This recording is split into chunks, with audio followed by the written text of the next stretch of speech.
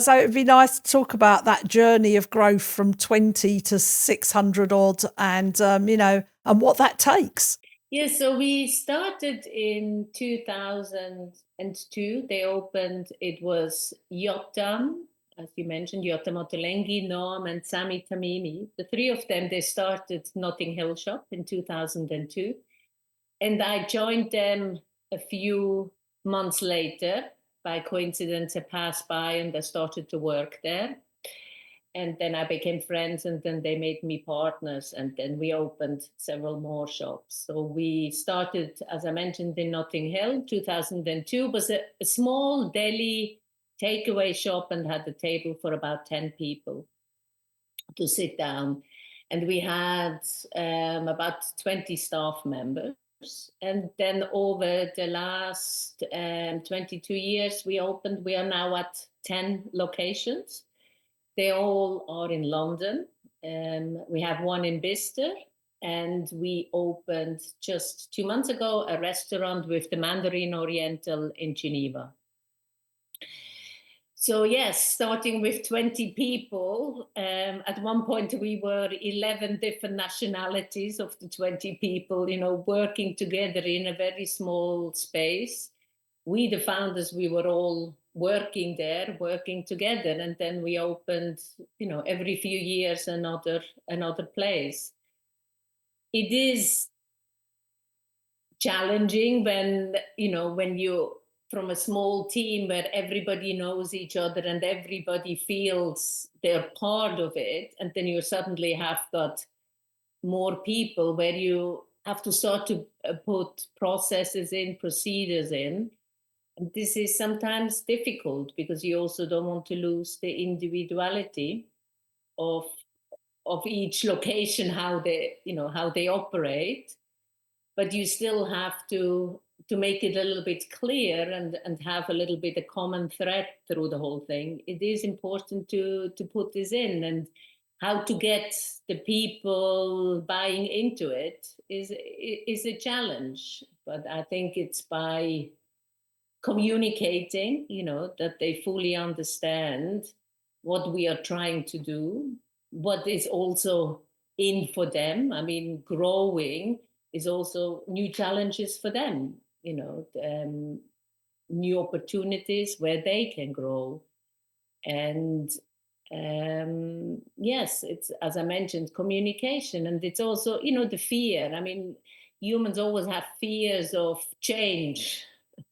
Or what does it mean for me then? Or what is it? What does that mean? Or who is this person getting more than I do? So it's just being clear about the things and including them. I think that's what we succeeded very well at Ottolenghi, including the people. I mean, we have people with us from the start, most of our staff have been for many, many years, is that they are being part of the growth and of our success. And we try also to give them, that they take their responsibility for what they're doing. That, yeah, as I mentioned, being part of it, I think. What a journey. I mean, I suppose as you were speaking, I was particularly struck by this idea that, we could have been working together and just riffing off each other and being able to bounce ideas, and then you grow and then you grow, and then suddenly there are people in the business that I've never met. And then, what I heard you say is then you have to start bringing in systems and policies. And I suppose part of that is clarity, part of that is standards, maintaining standards, and part of that is fairness. And then you're also, you're in the hospitality industry, and you've got lots of kind of creativity. You've got a lot of people who want to develop themselves creatively.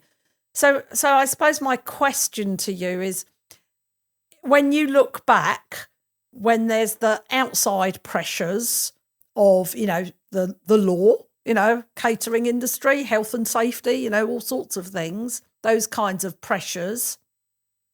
And then the internal pressures of, now you've got a lot of mouths to feed, literally. how have you seen communication change? What have you lost and what have you gained?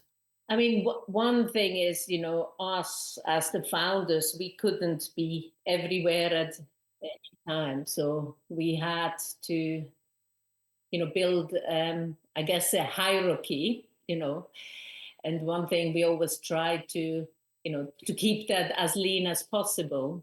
But it is important when you create this hierarchy that the way you communicate, that they then communicate the way you would like them to communicate. And this, of course, is always a little bit a challenge. Do they hear you the way you would like them to hear? And do they hear it so that they can communicate further down the way that you get what you want? And I guess it's something that's why we have you coming into our company quite often and helping us with this is really how to the sending and the receiving, so that we are very clear in that, and how we communicate with each other, and that we check back that they have heard it the way we would like to. And it is a challenge, yes. And I think one thing is with your training, we all have learned to really check back and asking, what did you hear me saying? We too much, we think like you say something and the other person hears something completely different, and especially with feedback and all that. And I think I can give you an example, and you were part of that. When many years ago, me and one of my colleagues had quite issues with each other. Somehow we couldn't communicate, and we had a session with you. And I don't know if you remember, but when I was talking, and afterwards, when you asked her, what did you hear Cornelia say? She said that I'm bad at my job. And that did not reflect on any level the words that you had spoken. Yes. And before we had the training, and you're helping us with this, I just would say these things and didn't check, and she would walk away. She was probably hurt and angry, sad, and of course that's not what I wanted. But that's why it's important to check in. Can I just check what you heard me saying, so that and even now we know we need to do it, we don't do it enough. And I always have to remind myself and all my colleagues, anyone who is in a managing position, please check back, that it's sent the way you wanted it to send. So that's really a big part of my work. And one of the things I love showing people is sometimes I can drive a bus in the gap between message sent and message received.